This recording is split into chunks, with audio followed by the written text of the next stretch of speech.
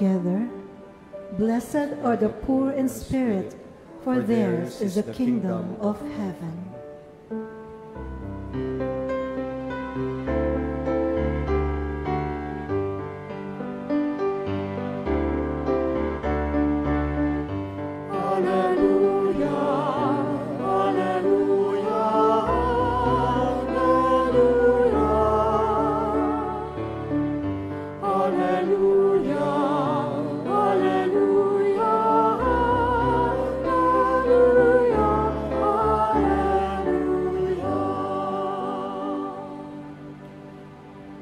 The Lord be with you. And with your spirit. A reading from the Holy Gospel according to Luke. Glory to you, O Lord.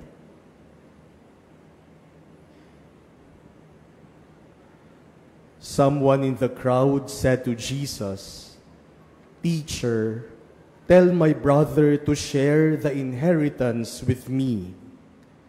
He replied to him, "Friend, who appointed me as your judge and arbitrator?" Then he said to the crowd, "Take care to guard against all greed, for though one may be rich, one's life does not consist of possessions." Then he told them a parable. There was a rich man whose land produced a bountiful harvest. He asked himself, "What shall I do? For I do not have space to store my harvest." And he said, "This is what I shall do. I shall tear down my barns and build larger ones. There I shall store all my grain and other goods, and I shall say to myself, 'Now as for you, you have so many good things stored up for many years. Rest, eat, drink, be merry.' But God said to him, 'You fool, this night your life will be demanded of you. And the things you have prepared, to whom will they belong? Thus will it be for all who store up treasure for themselves, but are not rich in what matters to God." The Gospel of the Lord. Praise to you, Lord Jesus Christ.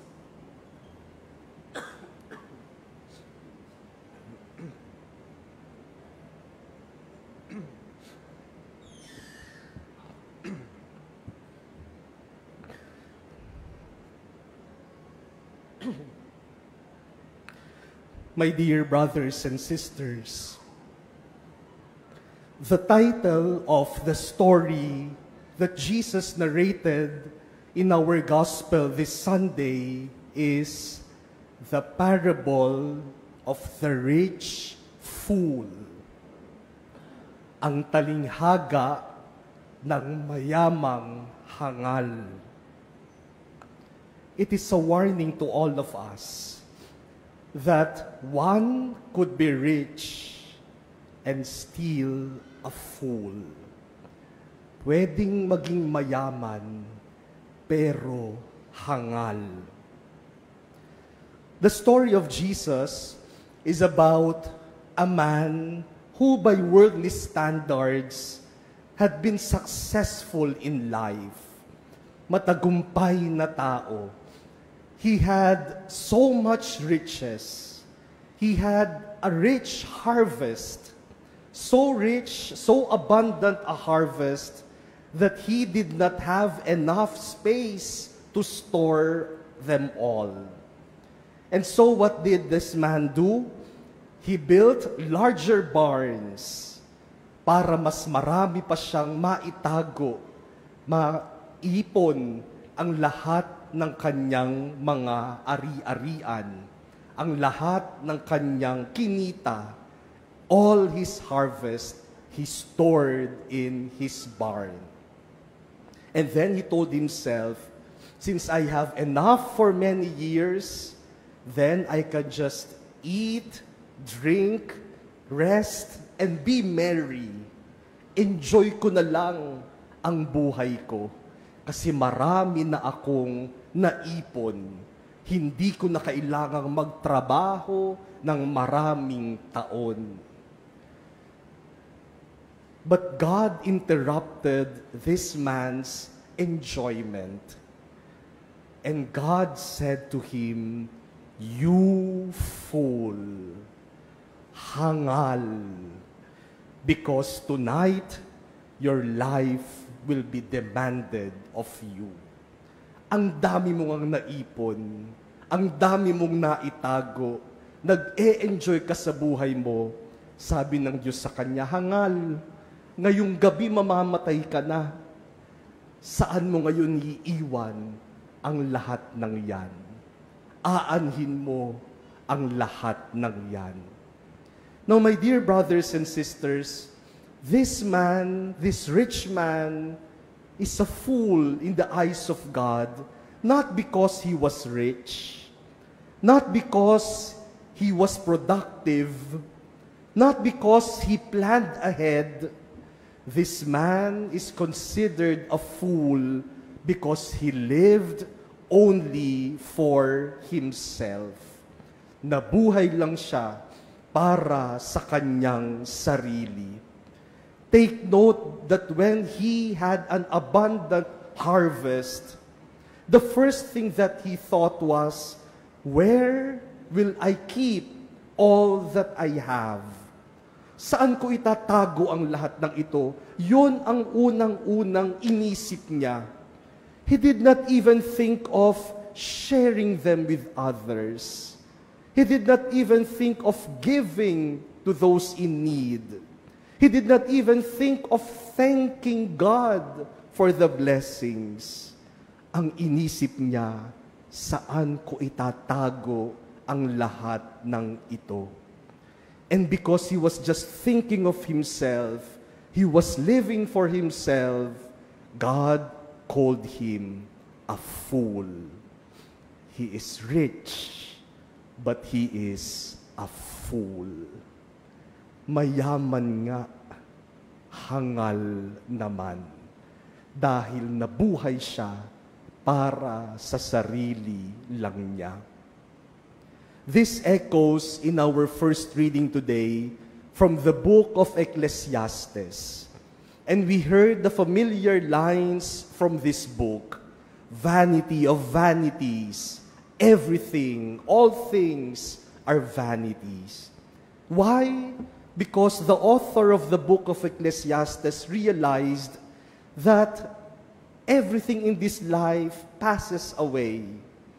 Sabi niya, trabaho tayo ng trabaho, nagsisikap tayo, nag-iipon tayo, pero iiwanan din naman nating lahat. Ipapasa natin sa susunod na henerasyon, sila ang mag-e-enjoy na hindi naman pinagsikapan, hindi naman pinaghirapan yung kanilang mga ine-enjoy. You work hard your whole life to build your wealth, to build your power, to build your reputation, but one day you will leave them and someone else will enjoy them. That is why everything is vanity. But my dear brothers and sisters, everything will be vanity only if we think of ourselves. But if we think of other people, then they are not vanity. These things are not vanity. O kayo pong mga magulang na nagsisika para sa inyong mga anak, iniisip niyo ba na ay walang saysay naman itong pinagsisikapan ko kasi iiwan ko lang ito sa mga anak ko? Hindi ba nagkakasaysay yung ating pagpapagal, pagtatrabaho, pagsasakripisyo dahil alam natin ito'y para sa ikabubuti ng ating mga anak, ng ating pamilya? If it were only for you, it dies with you. But if it were for others, it will live forever. Kung para lang sa'yo, na kung mamamatay yan, nakasama mo, maglalaho yan, nakasama mo. Pero kapag ito'y para sa iba, hindi yan makakalimutan at nagkakaroon ng saysay ang lahat kapag ito'y ginagawa para sa ating kapwa. My dear brothers and sisters, St. Paul in our second reading today gives us the antidote to this kind of foolishness of living only for oneself. St. Paul tells us, think of what is above, not what is of earth. Ang isipin ninyo ay hindi yung mga bagay sa mundong ito, kundi mga bagay na makalangit. Because people who are wise think of heavenly things, think of things that will last forever.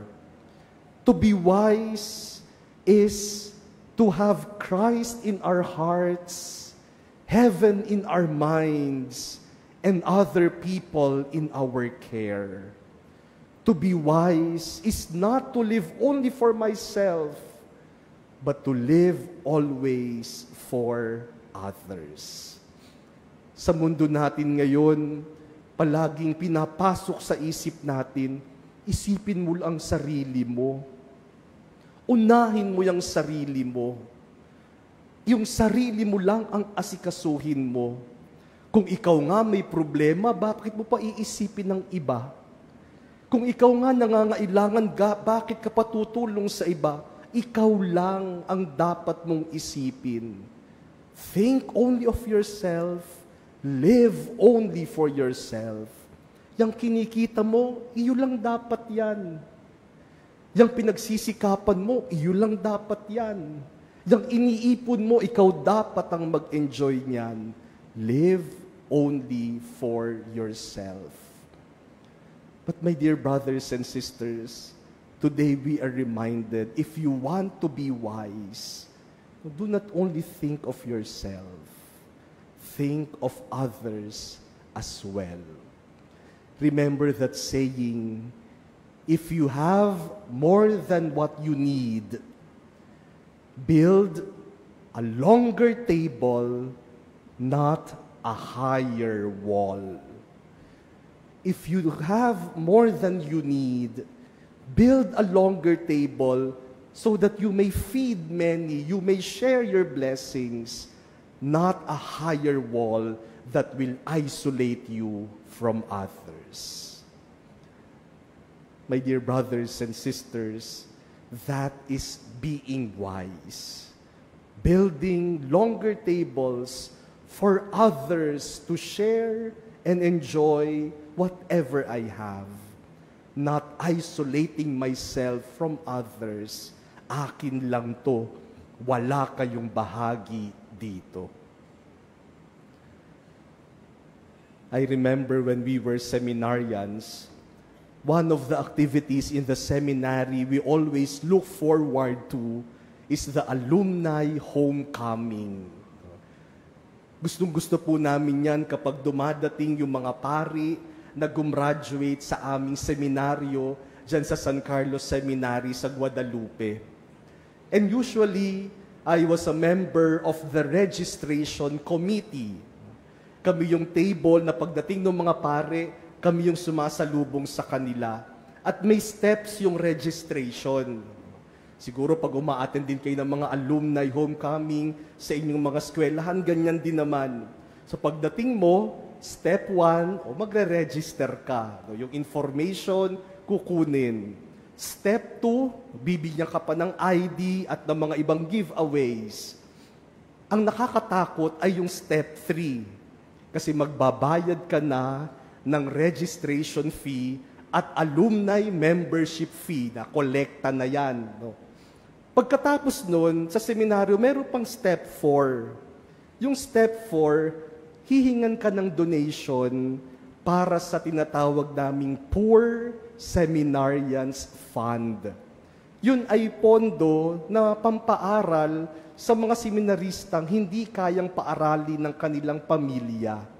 Kaya yung mga pari, hinihinga ng donation para total pari na kayo, tumulong naman kayo sa pagpapaaral ng mga nangangailangang seminarista. Nung kami seminarista at ako'y nasa registration committee, palagi naming binabantayan sino ang magbibigay doon sa 4th step.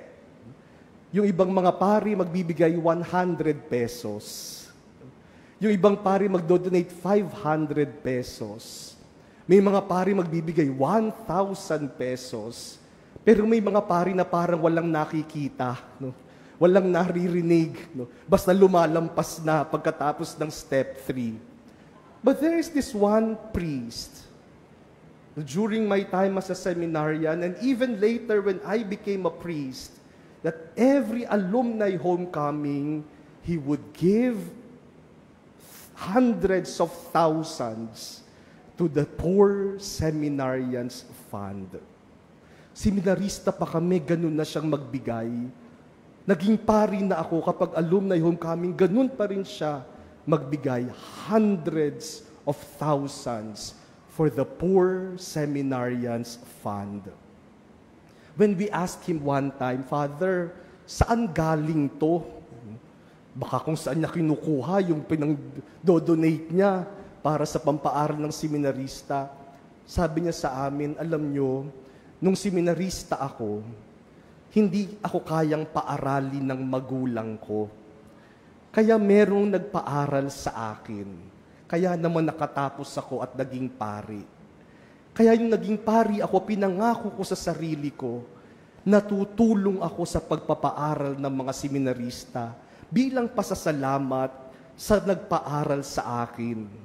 Kaya iniipon ko talaga yung pera ko sa loob ng 1 taon para pagdating ng alumni homecoming, maibibigay ko para sa ating Poor Seminarians Fund. This is what it means to live not only for oneself, but for others.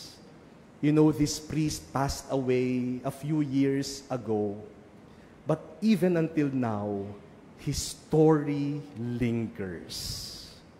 Naaalala pa rin namin siya. Hindi namin siya nakakalimutan dahil sa kanyang kabutihang loob. Yung mga paring lumalampas, hindi na namin natatandaan ng pangalan nila. Pero yung kabutihan, yung pagiging generous, yung pagbibigay ng sarili, hinding-hindi yan makakalimutan. My dear brothers and sisters, today we ask ourselves, when you have more than what you need, what do you do? Kapag sapat na yung pangangailangan mo, anong ginagawa mo? Do you build longer tables? Or do you build higher walls? Do you think only of yourself, para sa akin lang to? Or do you think of sharing them with others? If you build longer tables and you share them with others, God will tell you, you are truly rich and you are truly wise and you deserve a reward in my kingdom. But if you build higher walls, God tells you, you fool.